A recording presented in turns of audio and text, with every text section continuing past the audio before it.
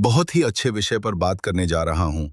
क्या कारगिल का युद्ध सैनिकों की मौत, यानी इस कहानी में कारगिल का युद्ध क्यों हुआ, कैसे हुआ, किस लिए हुआ, क्या किसकी गलती थी, ये सब समझिए।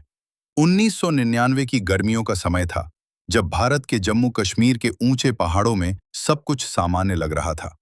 लेकिन अचानक एक ऐसा रहस्य सामने आया जिसने पूरे देश को हिला दिया।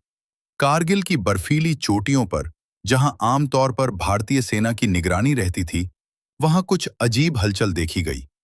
शुरुआत में इसे सामान्य घुसपैठ समझा गया, लेकिन जब सेना ने गहराई से जांच की, तो पता चला कि यह कोई छोटी घटना नहीं, बल्कि एक बड़ी साजिश थी।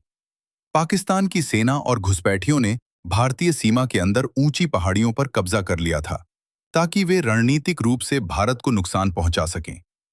ये खबर फैलते ही पूरे देश में चिंता और गुस्सा फैल गया।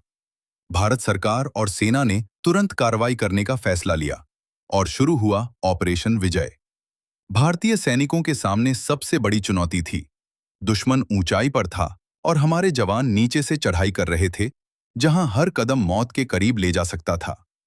तापमान बेहद ठंडा, ऑक्सीजन कम और दुश्मन की गोलियां लगातार चल रही थीं। फिर भी भारतीय जवानों का हौसला टूटने वाला नहीं था। हर दिन, हर रात जवान अपने देश के लिए लड़ते रहे। कई वीर सैनिकों ने अपनी जान की परवाह किए बिना दुश्मन के बंकरों पर हमला किया। टाइगर हिल, तोलोलिंग और कई महत्वपूर्ण चोटियां युद्ध के सबसे बड़े केंद्र बने। इन ऊंचाइयों को जीतना आसान नहीं था, लेकिन भारतीय सेना ने असंभव को संभव कर दिखाया। जवान बर्फ में रेंगते हुए, चट्टानों को पकड़कर ऊपर चढ़ते हुए दुश्मन तक पहुंचे और हाथों हाथ लड़ाई लड़ी। इस दौरान कई वीरों ने अद्भुत साहस दिखाया, जैसे कि कैप्टन विक्रम बत्रा, जिन्होंने ये दिल मांगे मोर का नारा लगाते हुए दुश्मन के ठिकानों को तबाह किया।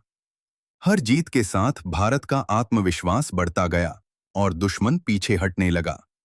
अंतर्राष्ट्रीय स्तर पर भी पाकिस्तान पर दबाव बढ़ने लगा और आखिरकार उन्हें अपनी सेना पीछे हटानी पड़ी। जुलाई 1999 में भारत ने आधिकारिक रूप से कारगिल युद्ध में जीत हासिल की। यह जीत सिर्फ जमीन की नहीं थी, बल्कि यह भारतीय सैनिकों के साहस, बलिदान और देशभक्ति की जीत थी। बहुत सारे सैनिक अपने घर से खुशी-खुशी गए थे। वहां पर जो हुआ, बहुत दर्दनाक घटना हुई। इस घटना को सरकार ने रोशन का कार्य किया है। इस युद्ध ने पूरे देश को एकजुट कर दिया और हर भारतीय के दिल में अपने सैनिकों के लिए सम्मान और गर्व को और भी गहरा कर दिया। आज भी जब कारगिल युद्ध को याद किया जाता है, तो उन वीर जवानों की बहादुरी और बलिदान को सलाम किया जाता है, जिन्होंने अपने प्राणों की आहुति देकर देश की रक्षा की।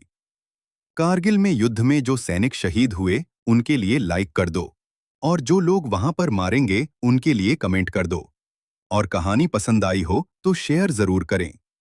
मैं ऐसी वीडियो आप लोगों को देता रहूंगा, क्योंकि मैं देश में बताना चाहता हूं कि मैं इस देश में युद्ध क्यों और कब कैसे होता है। क्यों? क्या हमारी सरकार कुछ कर नहीं सकती? जो नए नए युद्ध होते। जय हिंद, जय भारत।